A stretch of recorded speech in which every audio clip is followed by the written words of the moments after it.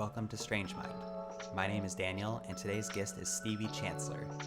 Stevie is an incoming assistant professor in computer science and engineering at the University of Minnesota and a recent postdoctoral fellow at Northwestern University, where she worked on machine learning for predicting suicidal ideation.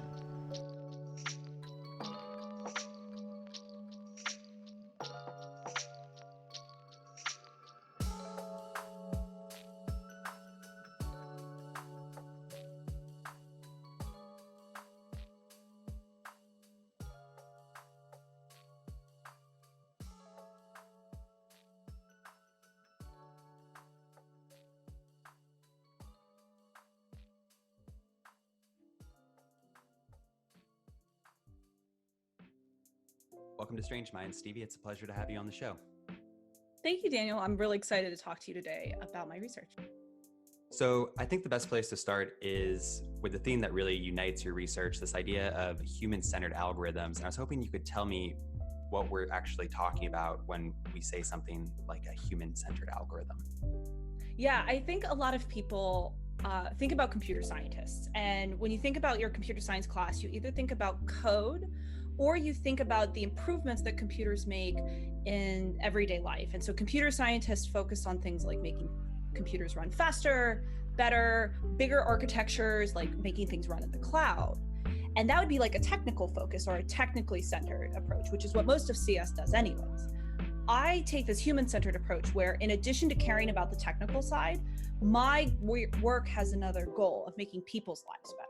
And so in addition to making algorithms run well and have high performance, I really care about helping people and communities and humans sort of broadly, and have my research impact that. And a lot of your research focuses on human behavior on the internet, which I think is a really interesting domain to study. So can you tell me a little bit about the sorts of communities you're looking at? Is this just Reddit writ large, or are you focused on more niche communities that are already interested in mental health, or where's your research led you?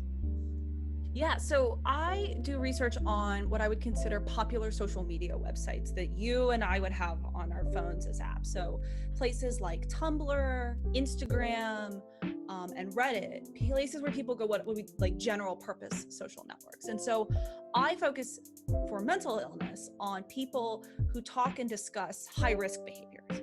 Now, when I say high risk behaviors, I'm talking about people who are advocating or discussing things that are very physically dangerous, that psychiatrists or psychologists in therapy would be worried were happening. So stuff like self-injury and self-harm, suicidal ideation, and more recently, opioid abuse, addiction, and high-risk drug use behaviors.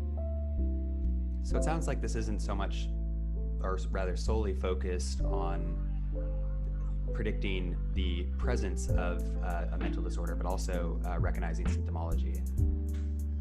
Yeah, absolutely. So in a study I recently was working on, or have been working on, about opioid addiction, we found that people have been discussing new treatments and protocols for trying to recover without the assistance of medical providers. Now, sometimes you hear of people going cold turkey. That's something that would be done without the assistance of a medical professional because someone's trying to kick their habit. And we've used social media to be able to extract symptomatology, or at least a first pass of symptomatology. The goal would be to then work with doctors to go and causally or clinically verify that the symptoms we see in social media data that might be new or novel or unexpected are actually happening in the clinical populations themselves. So then you're correlating the data from that you find on the internet with actual clinical data. And that's the second phase. A lot of the work that we're doing is sort of that first phase of social media is this really fascinating platform where people disclose that they have symptoms or are engaging in behaviors. We can extract that using machine learning, computational language analysis, and then the second phase of a lot of the work, which we're doing right now with opioid addiction, is cross-referencing that data back with clinicians to see, is what we're seeing clinically interesting to you to study for case studies or furthering medical treatment further? I think the issue of data verification is super fascinating, and how you actually can validate what a algorithm detects on the internet versus what is actually happening in meat space. And I want to dive into that a little bit later. But before we get there, this idea of using social media to predict and perhaps even in some cases intervene in mental health issues before we would be able to if you were just doing this in a physical clinic. It's a relatively new idea. It's only a couple of years old. So for people who might not be familiar with this, what sort of benefits come from studying this online? What do social media networks allow researchers to do that wouldn't be possible otherwise? No, it's a great question. I think a lot of us have this view of social media as kind of a place where we go to have fun and where we go to talk with our friends and family, obviously depending on the platform, like Facebook or Instagram, and to share photos. I share a lot of photos on my Instagram of food and my dog because he's very cute. But people on social networks do share important information about their current health status. And not all of the sharing is as formalized as like a big announcement of a Facebook post where somebody's announcing that they have a diagnosis, right? You're talking, you're engaging, you're liking people's content. And so in addition to the text that you post, the behavioral cues of the times that you post or how frequently you post are useful in understanding people's overall behaviors. So for instance, if I want to study depression, we can not only look at the text and images of what people are talking about, which might indicate that their mood has changed over time. But if we notice that people are starting to post later and later into the evening, perhaps they're suffering from insomnia, which is a common symptom of depression. So there's one piece of that where people are sort of talking about the behavioral cues themselves. But there are also communities on Reddit and Instagram and Facebook private groups where people will go to authentically and like very openly share about their struggles with mental illness in communities that are targeted at illnesses. So there are depression and anxiety and eating disorder groups where people who are struggling can come to find advice and comfort and good approaches to managing their symptoms, even before they have a diagnosis. And so you can look at it in those two kind of ways of community-based approaches or looking at people's feeds and timelines as they generate information about themselves and how their language and behaviors change over time. And so can you tell me a little bit about how this data is collected? Because it sounds like some of these groups are self-sorting in the sense of like, if you have a subreddit dedicated to say depression, these are going to be people who are already interested or who have been diagnosed perhaps with depression. But presumably social media is also useful in the sense of being able to look at larger non-sorted populations as well. So I guess one thing I was curious about is when I log on to Twitter, is there a chance that I might be part of a psychological research study, or how do you how do you actually go about getting this data? Yeah, so all of the data that I study is publicly available. And so what that means is if you don't log onto the site, you can go and look at your or my or anybody else who has a public facing account. Twitter and for a while Instagram, though they discontinued their API, would let you publicly crawl hashtags and posts of people on the site. Twitter lets you get kind of a trickle sample of about 1% or so of the data that pops up on Twitter every single day. Now, that data is public, and most people don't actually realize that their data can be randomly sampled by researchers to study this kind of behavior. And this is something that there's a group of researchers trying to figure out how people feel about this, right? Some people find it creepy, some people don't mind as long as their data isn't being abused by researchers to predict things like unflattering personality traits or other kinds of like creditworthiness scores.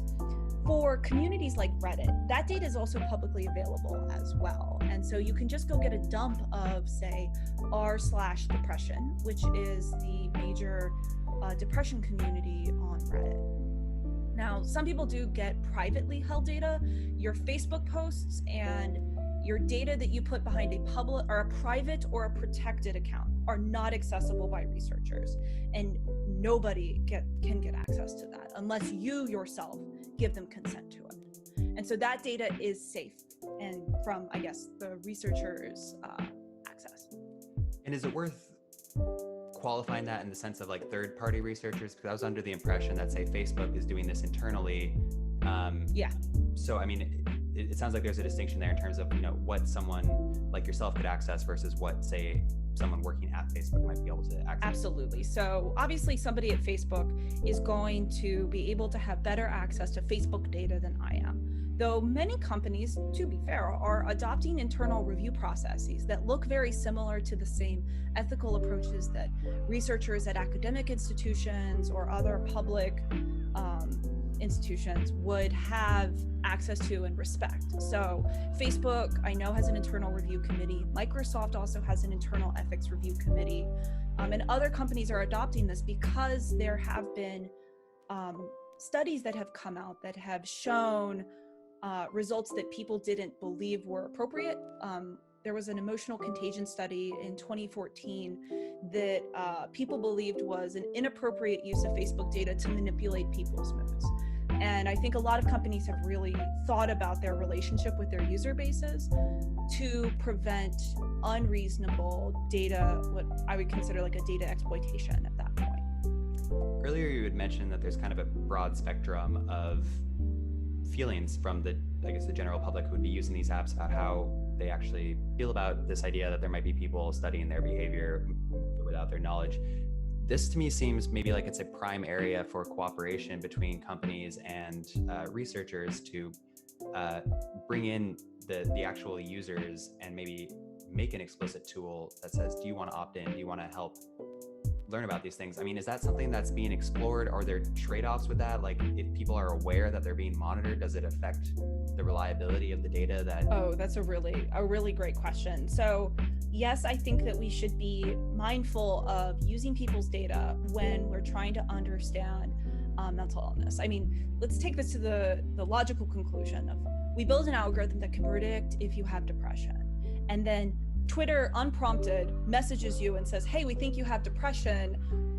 We don't want you on the platform anymore because the images and the text that you're sharing may encourage other people to harm themselves, especially if you're sharing disclosures of self-injury. That's against Twitter's terms of service.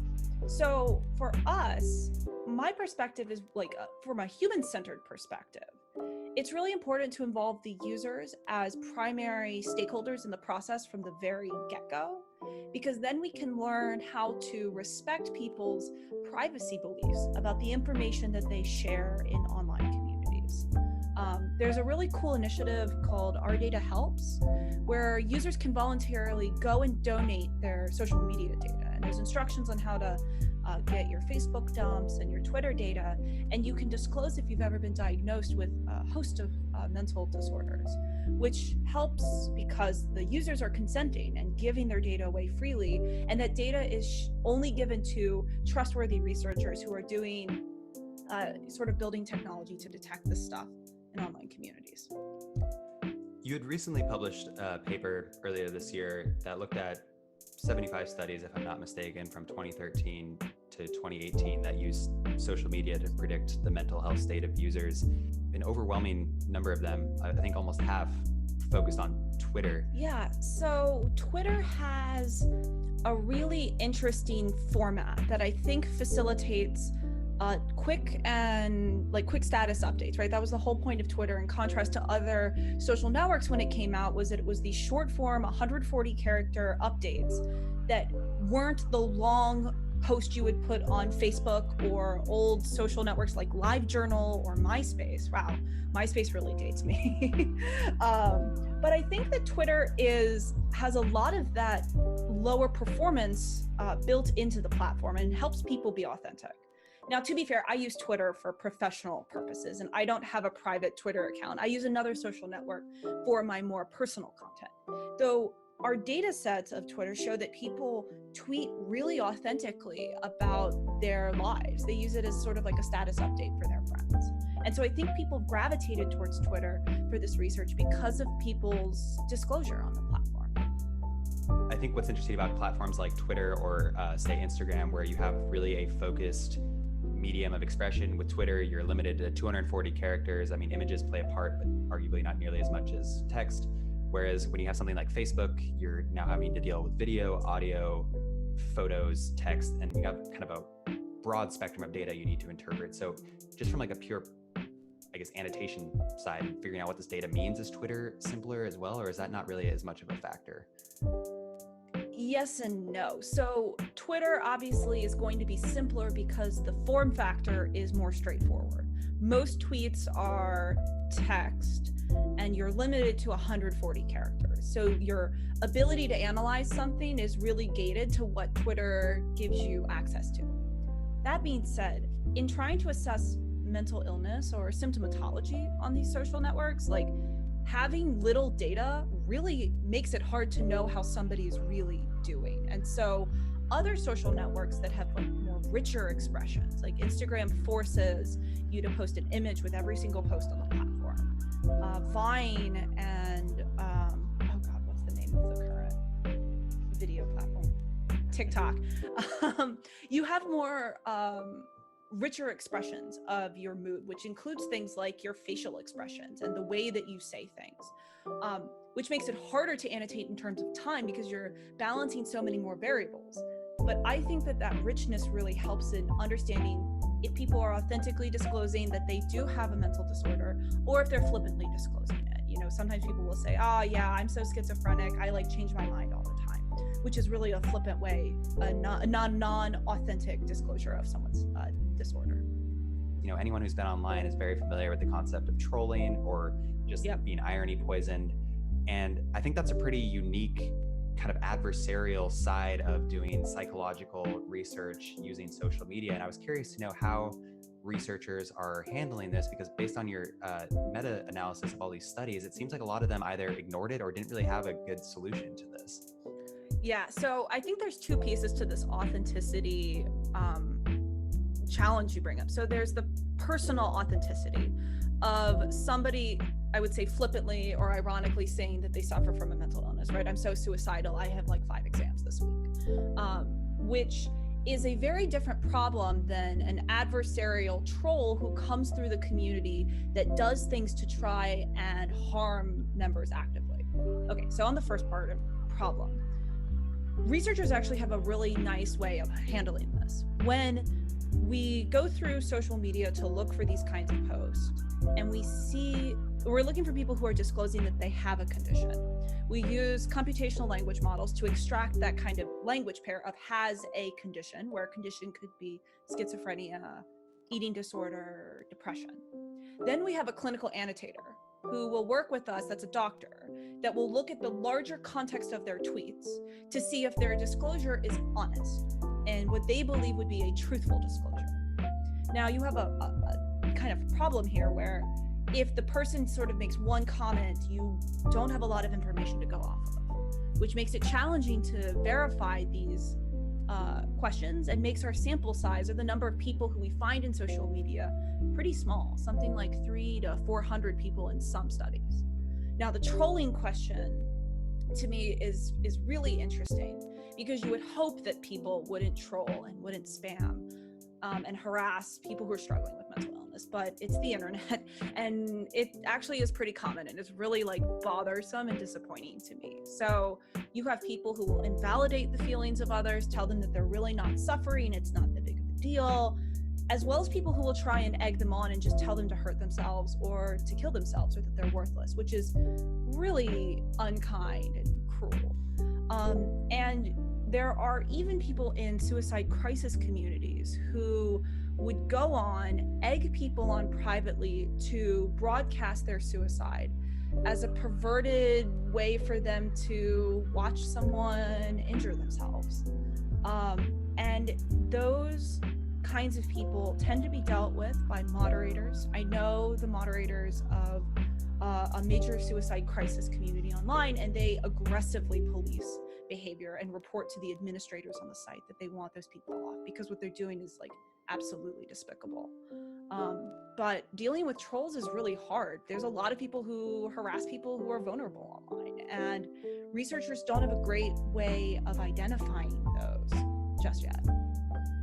And so it sounds like a lot of this then, I guess the validity of the data, which we can get into a little bit more, but at least the first level of defense against these sorts of things has to do with the quality of the annotation of the data. And you had mentioned that well-performed studies that you would have a clinician who is an expert in recognizing symptoms come in and be like, okay, the algorithm did pick up, the right flags for X, Y, and Z. But I was interested to learn in your recent paper that actually a lot of these studies used services like Mechanical Turk, I mean, is this just kind of like a first step toward a clinical analysis, or are people publishing research where you have non-experts who are poring over this data and saying, yes, this looks like depression to me, even though they don't have any formal training? Yeah, so there are published studies that do use signals that don't have clinical strength. And part of the findings of this paper that you had mentioned, where we looked at 75 published scientific journals and conference papers, were that people were innovating in the ways that they were trying to access or trying to get labels for their data. So one of the findings we had is people found lots of different strategies for getting annotations quickly, because inherently, like, social media doesn't contain clinically validated labels of your depression or your anxiety status. We have to get that ourselves unless we go and ask people. And asking people can be burdensome and can be kind of creepy. So there's lots of different approaches, and these are first pass attempts at trying to come up with new ways to identify mental illness signals or symptomatology in the data set. I personally think that working with clinicians and doctors and stakeholders in the space, like users themselves, who understand the ways that communities communicate and the clinical and longitudinal aspects of mental illness, are the best partners for this kind of work, because they know what they're talking about and how to verify it. And that takes a lot more work, and it takes a lot more time than just going to, say, r/depression or r/anxiety and just grabbing the whole data set and assuming that everybody in r/anxiety has a diagnosed anxiety disorder. Well, that was another thing I kind of wanted to touch on, because a lot of these behavioral analyses might look at something, I'm sure this is a little bit too superficial, but they might say, oh, this account followed an account about depression, or this are retweeting things that are hashtag depression. But how do you go about differentiating someone who might just be interested, whether from a professional or personal standpoint, in these mental disorders versus someone who is actually, dealing with them themselves? The use of a follow network or a single follow as indication that somebody is unwell is superficial. There are a lot of different ways you can use people's sort of self-stated behavioral cues and the communities that they want to take part in as indication that they believe and perceive that they belong to the community. And you would guess with high accuracy, not perfect accuracy. And that's something I think we could talk about in a little bit, about accuracy issues in this work. People use signals that are more consistent with the belief that they have a disorder. So I have extensively studied the eating disorder communities on Reddit and Tumblr and Instagram. And there are common cues and signals that insiders will use to indicate that they are sharing information about eating disorders, like posting with hashtag body check, which tends to be a photo of them in a mirror, getting advice on how to change or scrutinizing their bodies. That typically doesn't occur in other presentations of the disorder. So I think you can come up with more sophisticated ways of using network affiliation behaviors or hashtag use or follower networks to understand people's intentions behind their postings. And you can look at their behaviors over time. They consistently align with the community and are participating in that community and have disclosed that they have symptoms. I think it's an important way of recognizing people as they're learning about their symptoms and coming to better understand their mental illness before they may have even sought diagnosis in the first place. This question of accuracy, I was amazed to find that a lot of these studies that you looked at in your paper, incredibly accurate. They were hitting 80-90% diagnosis rates, and that requires some sort of validation. So I would imagine that the best way to validate, I guess, a ground truth, if you say someone has, we think they're X% likely to have this mental disorder. So then to verify that, you're gonna have to get some ground truth. The best way to do that would be to have consent, explicit disclosure. Don't have this explicit communication between researcher and the individual. How do you ever go about validating, I guess, a correlation between someone's activity online or what they say online versus what they're actually experiencing in meet space? There's two strategies that I think are the most effective at doing this.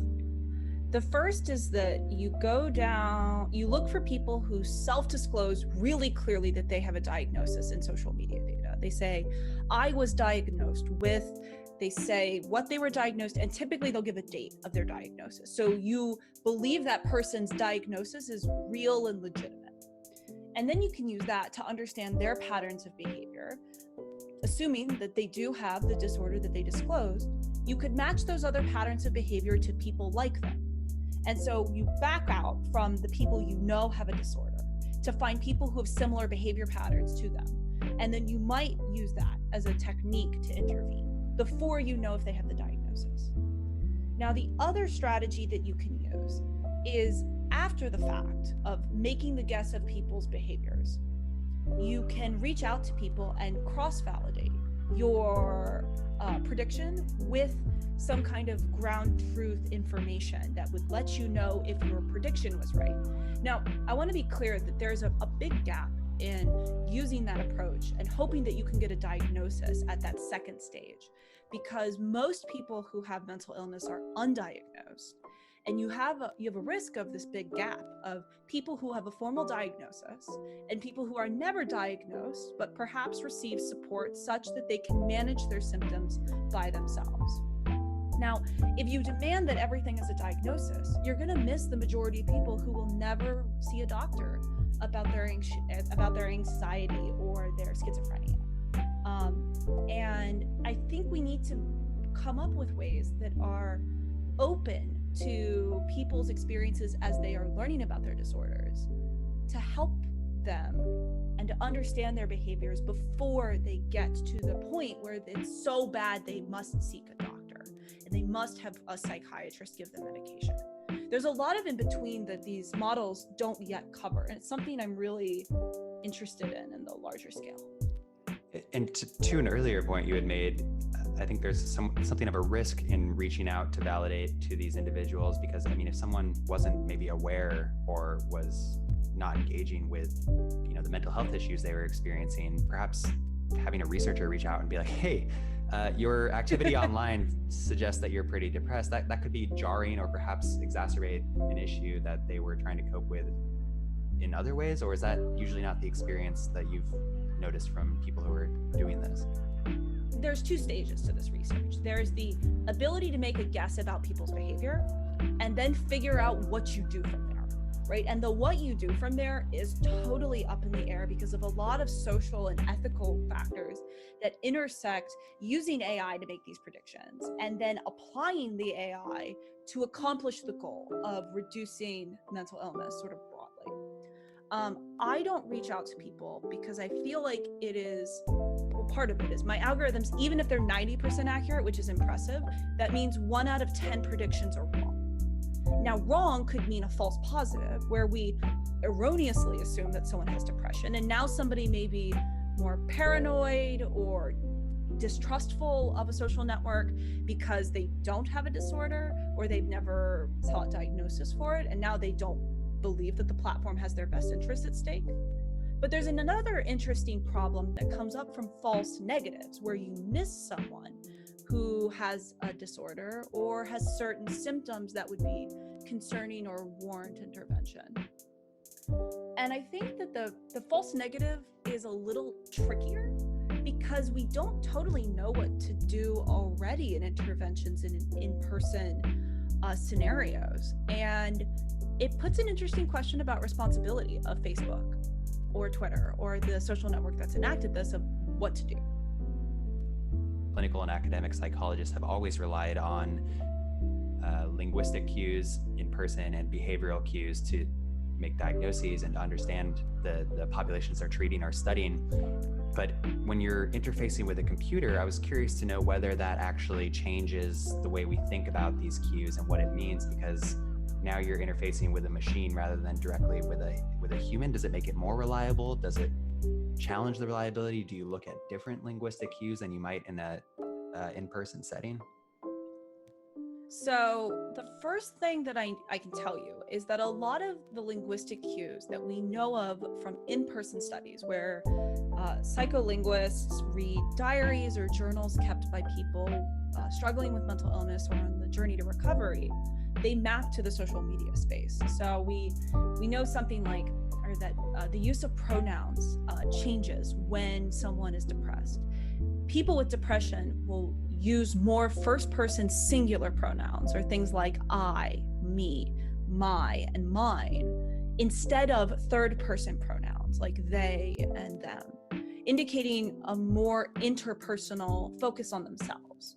We see that in the social media data. But what we don't know is the kind of reverse of what does the social media data show us about people with depression that we didn't know before? And how does talking to somebody through a social media site, I don't want to say interfere, but interact with those expressions?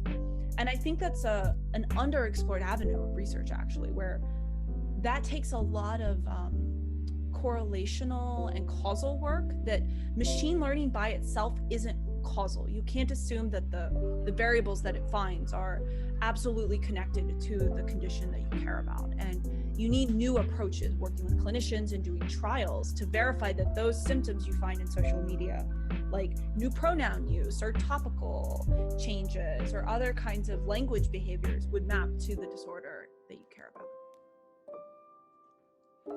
And so one thing I wanted to touch on was what you had mentioned earlier about this idea of intervention and the responsibility and just really an ethical minefield that comes with it. Your postdoctoral research at Northwestern focused on this idea of suicidal ideation in the context of social media.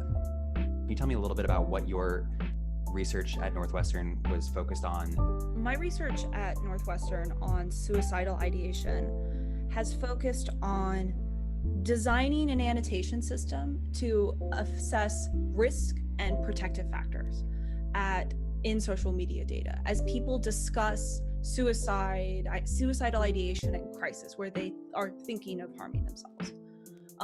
Part of the motivation for this is most research on suicide focuses on risk and about what factors may increase the likelihood that someone makes an attempt on their own life. We know from larger models of how people think about suicide that there are things that protect them from harm. Like honestly, sometimes people really care about their pets or people around them, and they don't want to harm themselves because they love people. Some of them don't want to harm themselves because they have good access to mental health care that helps them manage their symptoms and the ideation better. So we wanted to start indexing these protective factors from social media, coming up with a more holistic view of how people think through crisis. And part of the motivation is to eventually build an algorithm that might help people identify these risk and protective factors so that they can support people better. To your point about how difficult it is to support someone who is thinking of harming themselves or thinking of taking their own life, suicide is really difficult. It's one of the hardest projects I've worked on. The world's experts in suicidal ideation struggle because most things that we believe are risks don't actually lead to an attempt on one's own life. Things like risks are like losing their jobs or previous trauma. Having any of those risk factors doesn't guarantee that someone will harm themselves. And so predicting suicide from social media data is, I think, one of the most challenging and difficult problems out there. And I think that there's an opportunity in social media to expose these ideations before an attempt is made. As much in-person research about suicide is done after the attempt, because that's when you have an action that you can actually track. And social media crisis communities like Reddit's Our Suicide Watch or Reach Out, which I believe is an Australian company, an Australian forum for people who are in crisis, people are talking about and reaching out for help before they make an attempt on their own life. And our goal is to try and facilitate that aspect so we can make the intervention.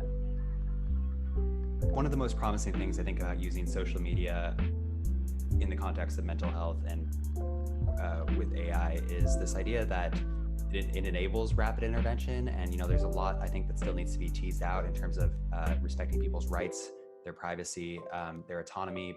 It's not as simple as saying, better safe than sorry, we're going to send some social workers to your house because you posted something on Facebook. But, suicide a lot of times can be a very impulsive decision. And so rapid intervention actually has a lot to offer. And I think these technologies can help once we figure them out.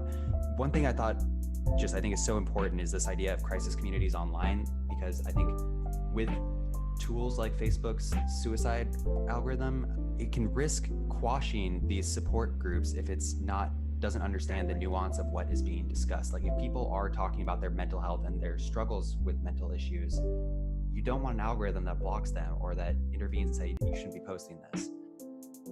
Yeah, so I want to clarify, I think, an important point, that a lot of people conceptualize interventions as the Hollywood style intervention with somebody who's addicted, right? They sit down at the table, the lighting is really dramatic as the person is faced with either the option of getting kicked out of their house or going to into a clinic, right?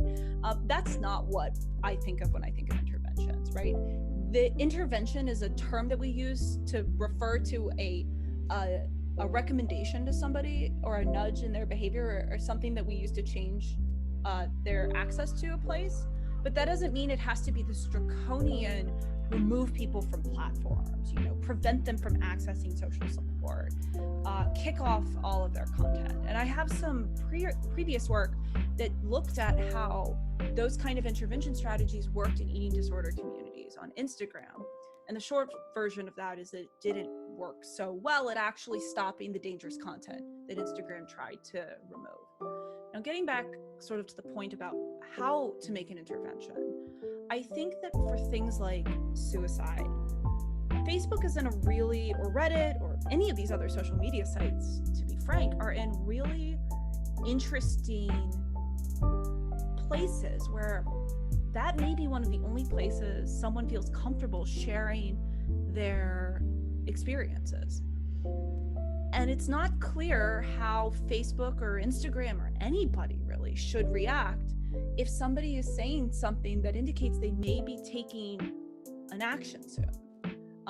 I know social networks will intervene when they believe that there is an imminent risk to someone's life or to somebody else's. But what about the middle, right? Before that happens, we could do something. And the state of the art is trying to figure out what that something could be. Pinterest, I believe, has an intervention if they believe you're searching for terms on anxiety, where they will recommend you take some mindfulness activities like 5 deep inhales on a 4-second count, which is a pretty standard tool for reducing immediate anxiety, or going for a walk, or looking at happier pictures. That's a much less, pushy intervention for someone. And I wonder if we could think about, we being like social media sites, the research community, people who care about these problems, could think about more smaller interventions and little ways that we could help people start to feel better if they're ready to feel better. The space, quite frankly, is really complicated, and I don't have an answer yet of how we should build these interventions, because I don't want to put Facebook or Google or these sites as the responsible parties for people's well-being. That's a lot of and I'm glad you brought that up, because social so much responsibility of this, that I don't think that it's not merely about mental health. It's not merely about a certain technology. This is a deeply human issue, and when we start to talk about these things to a certain degree, I think it also opens up questions of power and responsibility. They kind of go hand in hand. So when we talk about if they pose an imminent harm to themselves or others, well, that requires a definition, and definitions always, to some degree, I think, have elements of power. Who gets to decide what that definition is? How do we make sure that these algorithms work in the interest of people? Because we have private entities that are ultimately profit motivated involved here. We have governments that are exploring this. Is this like creating a people's council of the algorithms, where we figure out how to monitor these? How can we make sure that these actually work in favor of the people who need them most?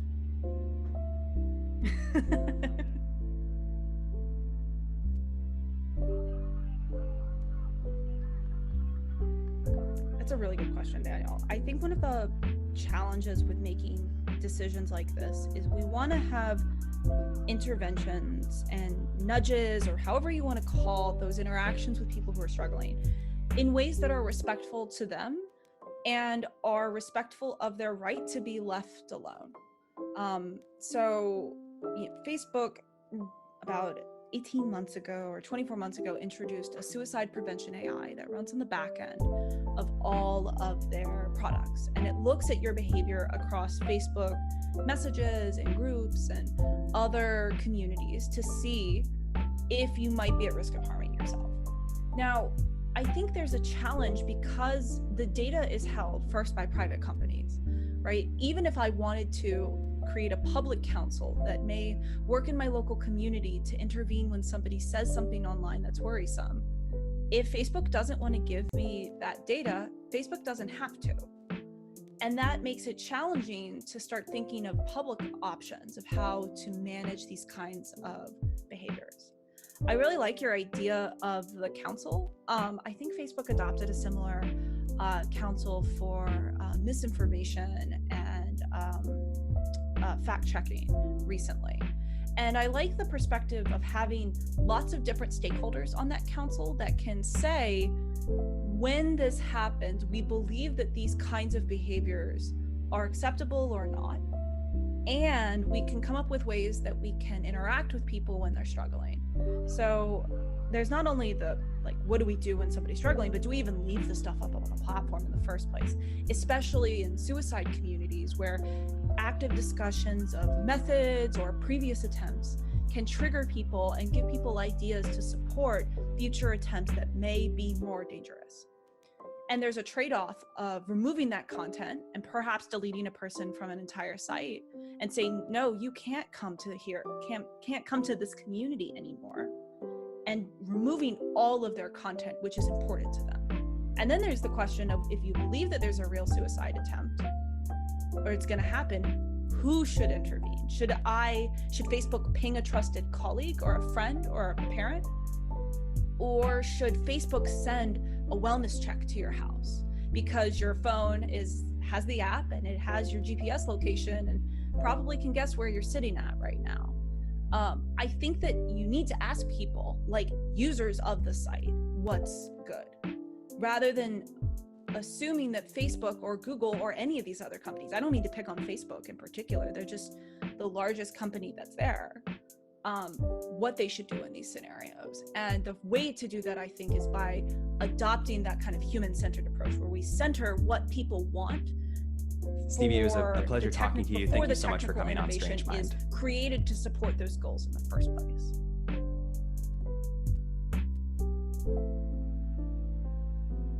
Thank you so much for having me and letting me talk about the challenges of understanding mental illness on social media. It was a blast to chat.